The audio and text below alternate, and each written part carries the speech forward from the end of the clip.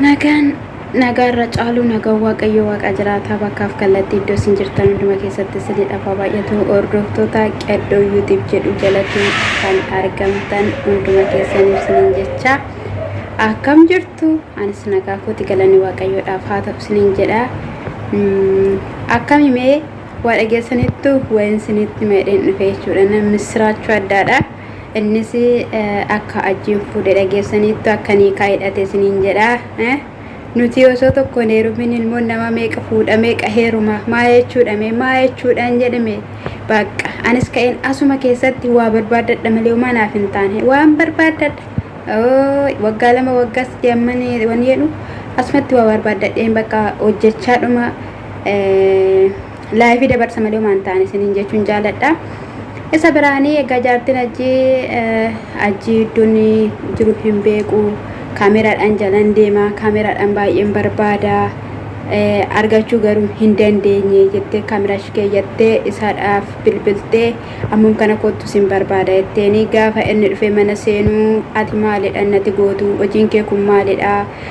natti dhalaa jala deddeemtu eessadha ishiin jettee gaafa gaafattu maal shaggaree si dhibaa si galchaayee ani jireenya mataa kootiin jiraadha atis jireenya mataa keetti jiraadhu jennaan akkamittidhaan hani idhamuufan jira anarkaa diinatti kennamuufan jira ati akkana irratti nati boontuun akkatti sikorsu kun maalidha gaafa ishiin jettuuni maal dhabde maal barbaadda jennaan anarratti innati dubartii biraa barbaacha deemteef maalidhaa fi anarratti akkamittiin gaafa jettu akka nama maraatee godhattee tumaa turte jechuudha baay'ee reebaa turte gadi taa'ii jedheeni ishiin gadi taa'uu isaan dhadhee isheettee booda bakka gidduu gadi teessisee gaafa gadi teessiseedhu maalidha namni gaafa ishiin jettuuni mucaan fidduu ani dhammuufan jira miti ishiin mucaa jetti maalidha nati gochaa jettu gaafa ishiin jettuuni mucaa kan maalidha mucaa hin beeku hani kadhadhuuni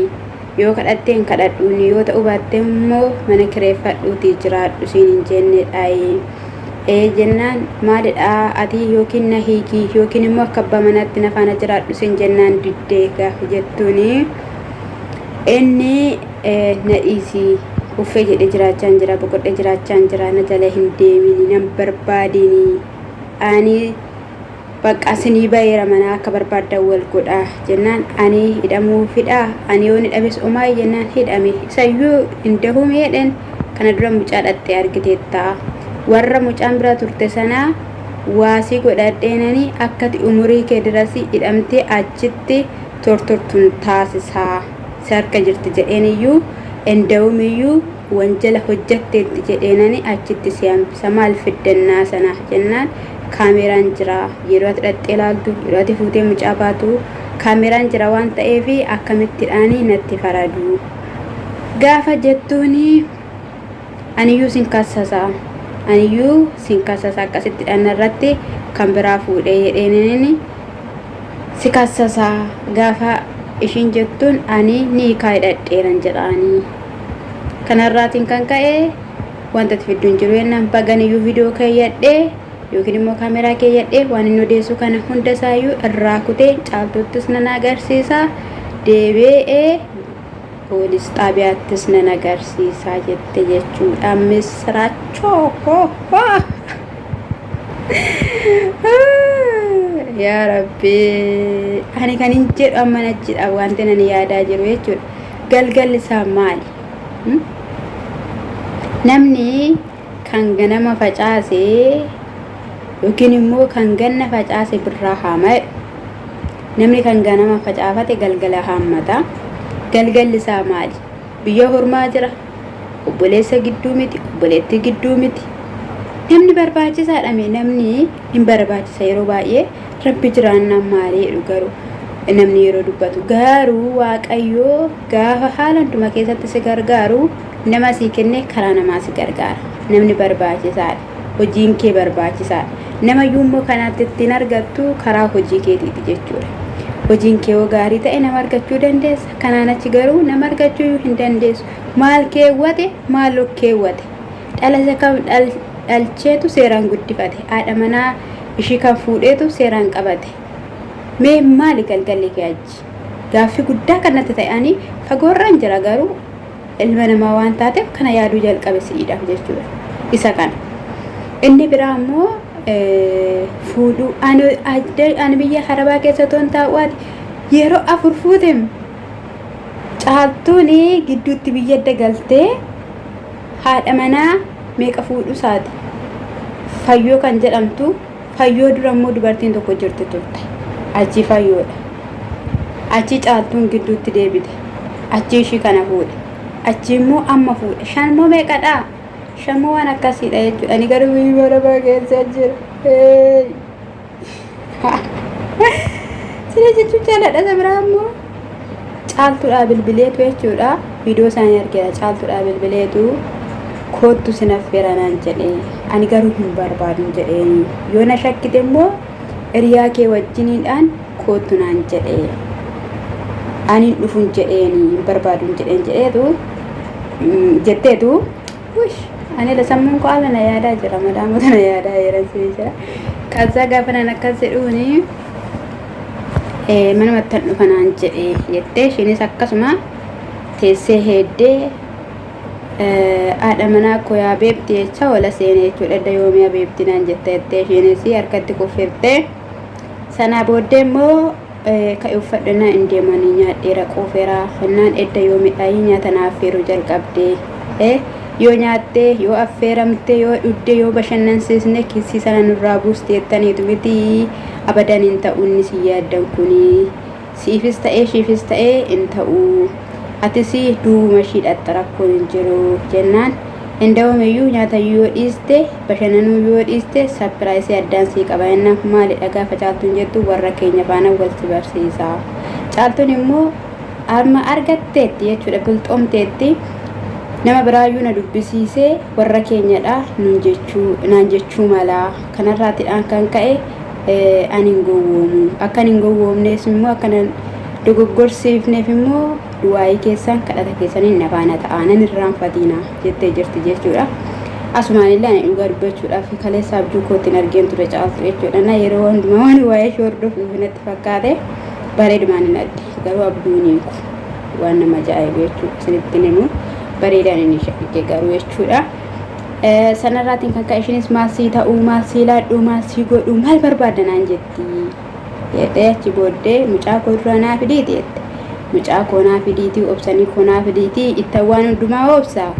eddasii booddeedhanii warra kee faana wal barsiistaa sana booddee maali dhareenna nagaadha wajjiniin jiraannaa boqonnaa wajjin jiraannaa ragaltii wajjiniin jiraannaa mucaa koo naa fidii mucaa koo naa finne taanaan hin ta'u jennaan mucaa akkattan fiduun qabu